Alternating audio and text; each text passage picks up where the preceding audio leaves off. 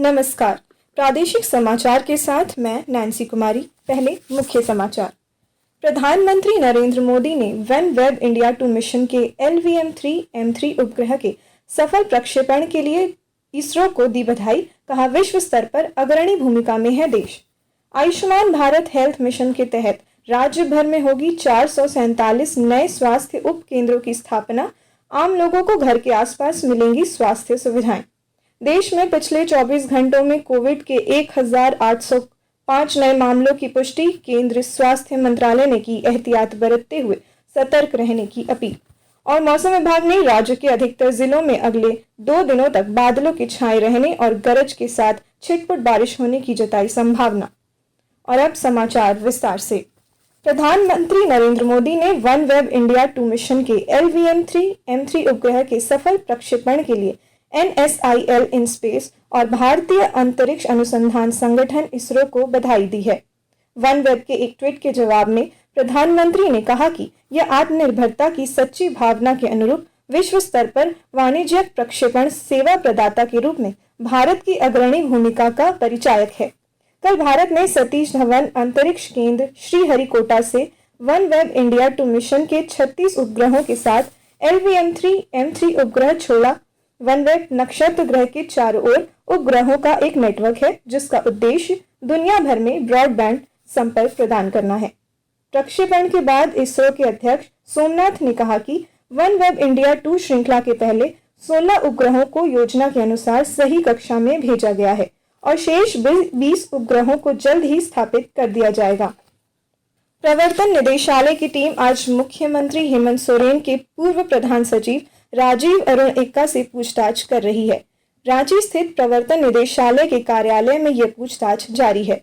इससे पहले निदेशालय ने मुख्यमंत्री के पूर्व प्रधान सचिव को दूसरा समन जारी करते हुए आज के दिन ही कार्यालय में उपस्थित होने के निर्देश दिए थे।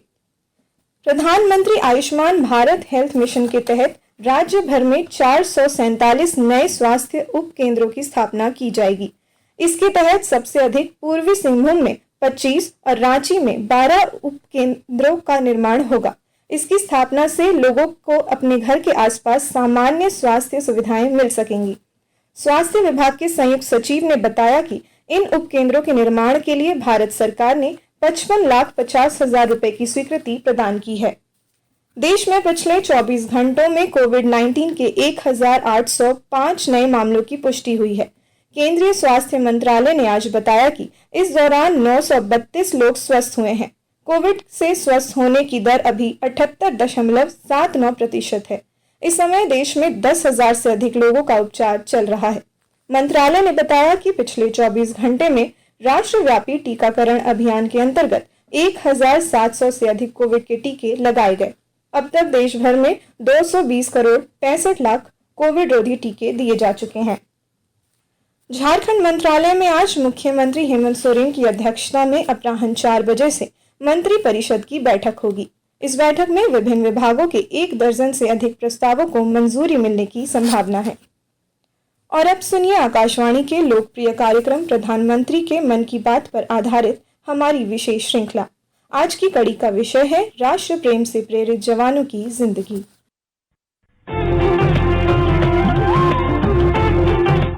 लोग, आवाज और सीधा संवाद, यानी आपके हम सबके मन की बात।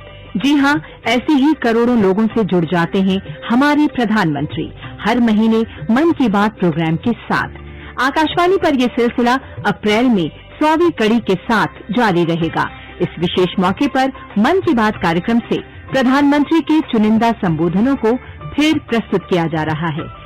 इस विशेष कार्यक्रम की 25वीं कड़ी में पेश है मन की बात का वो खास अंश जिसमें प्रधानमंत्री ने देश के वीर जवानों की जिंदगी से प्रेरणा लेने की अपील की है।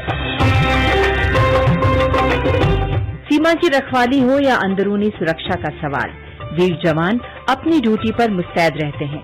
लेकिन जब प्राकृतिक आपदा आती है, बाढ़ का संकट आता है, जलजला आता है, राहत और बचाव के लिए सबसे पहले याद आती है सेना और अर्धसैनिक बलों के जवानों की। लड़ाई का माहौल हो या प्राकृतिक संकट, आफत की हर घड़ी में देश को सबसे ज्यादा जवानों की ही याद आती है।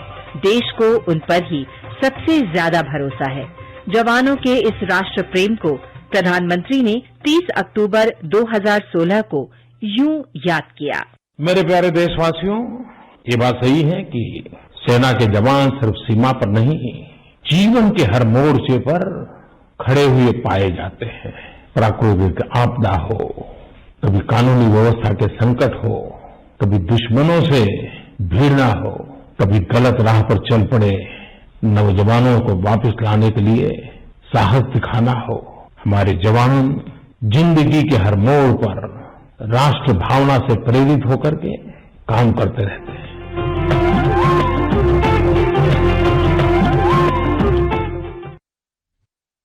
आकाशवाणी के ताजा तरीन समाचारों के लिए आप हमारी वेबसाइट newsonair.com पर लॉग ऑन कर सकते हैं। ताजा समाचार Twitter handle @AIR news alerts और Facebook page all India radio news पर भी उपलब्ध है। आप प्रादेशिक समाचार एकांश के ट्विटर हैंडल @AIR news_रांची और फेसबुक, इंस्टाग्राम पेज तथा YouTube channel AIR news Ranchi पर भी हमारी बुलेटिन सुन सकते हैं। प्रादेशिक समाचार आप आकाशवाणी रांची से सुन रहे हैं। केंद्र सरकार ने मनरेगा योजना के तहत मजदूरी की दर में 18 रुपए की वृद्धि की है। 1 अप्रैल से यह वृद्धि दर प्रभावी होगी। मनरेगा के तहत काम करने वाले मजदूरों को अब 255 रुपए प्रतिदिन की दर से मिलेंगे। राज्य के सबसे बड़े सरकारी अस्पताल रिम्स रांची में अब 24 घंटे खून जांच की सुविधा मिलेगी। इसके अलावा यहां 1208 करोड़ रुपए की लागत से न्यूरो साइंस सेंटर की स्थापना की जाएगी। स्वास्थ्य मंत्री बन्ना गुप्ता की अध्यक्षता में कल हुई रिम्स शासी परिषद की बैठक में ये निर्णय लिए गए। बैठक के दौरान नर्सों की संख्या बढ़ाकर 2857 करने और विभिन्न पदों पर नियुक्ति प्रक्रिया शुरू करने का भी निर्णय लिया गया। राज्य में इस वर्ष 74,000 से अधिक पदों के लिए नियुक्ति प्रक्रिया शुरू होगी। इसके तहत प्रारंभिक स्कूलों में 50,000 सहायक आचार्य और 10,000 स्नातक प्रशिक्षित शिक्षकों को नियुक्त किया जाएगा। इधर झारखंड लोक सेवा आयोग द्वारा पिछले एक सप्ताह के दौरान करीब 4,000 पदों के लिए नियुक्ति विज्ञापन जारी किए जा चुके हैं, जिसमें प्रोफेसर, प्राचार्य, दंत चिकित्सक, शिक्षक और प्रयोगशाला सहायकों के पद शामिल हैं। बोकारो स्थित कस्तूरबा गांधी आवासीय बालिका विद्यालय की छात्राओं के समुचित विकास के लिए पिछले दिनों एक विशेष कार्यक्रम का आयोजन किया गया। विस्तृत जानकारी के साथ हमारे संवाददाता। बोकारो जिला स्थित कस्तूरबा गांधी आवासीय बालिका विद्यालयों की छात्राओं के सर्वांगीण विकास के उद्देश्य से शनिवार को अंतर विद्यालय संगम कार्यक्रम का आयोजन किया गया। बोकारो इस्पात नगर के सिटी पार्क एवं कुमार मंगलम स्टेडियम में फुटबॉल, कबड्डी, कुश्ती, योगा, खेलकूद सहित दर्जनों प्रतियोगिताओं का आयोजन किया गया, जिसमें 400 से भी ज्यादा छात्राओं ने हिस्सा लिया। सभी प्रतियोगिताओं में कस्तूरबा गांधी आवासीय बालिका विद्यालय जरीडीह अव्वल रहा। इस मौके पर उपायुक्त कुलदीप चौधरी ने कहा कि पढ़ाई लिखाई के साथ साथ बच्चियों के सर्वांगीण विकास के लिए खेलकूद भी आवश्यक है। मनोज कुमार, आकाशवाणी समाचार, बोकारो। राज्य भर में रामनवमी को लेकर सुरक्षा के कड़े प्रबंध किए गए हैं। पुलिस मुख्यालय से मिली जानकारी के अनुसार शोभा यात्रा के दौरान लगभग 13,000 से अधिक पुलिस जवानों को तैनात किया जाएगा। रांची और हजारीबाग में सबसे अधिक पुलिस जवान तैनात रहेंगे।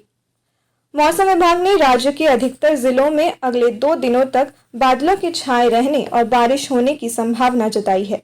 रांची स्थित मौसम केंद्र के निदेशक ने बताया कि राजधानी रांची के अलावा सिमडेगा, गुमला, धनबाद, देवघर और खूंटी में तेज हवा और गरज के साथ बारिश का पूर्वानुमान है। अंत में मुख्य समाचार एक बार फिर। प्रधानमंत्री नरेंद्र मोदी ने वन वेब इंडिया 2 मिशन के LVM-3 उपग्रह के सफल प्रक्षेपण के लिए इसरो को दी बधाई। कहा, विश्व स्तर पर अग्रणी भूमिका में है देश। आयुष्मान भारत हेल्थ मिशन के तहत राज्य भर में होगी 447 नए स्वास्थ्य उपकेंद्रों की स्थापना। आम लोगों को घर के आसपास मिलेंगी स्वास्थ्य सुविधाएं। देश में पिछले 24 घंटों में कोविड के 1,805 नए मामलों की पुष्टि। केंद्रीय स्वास्थ्य मंत्रालय ने की एहतियात बरतते हुए सतर्क रहने की अपील। और मौसम विभाग ने राज्य के अधिकतर जिलों में अगले 2 दिनों तक बादलों के छाए रहने और गरज के साथ छिटपुट बारिश होने की जताई संभावना। इसके साथ ही आकाशवाणी रांची से प्रादेशिक समाचार का ये बुलेटिन समाप्त हुआ। नमस्कार।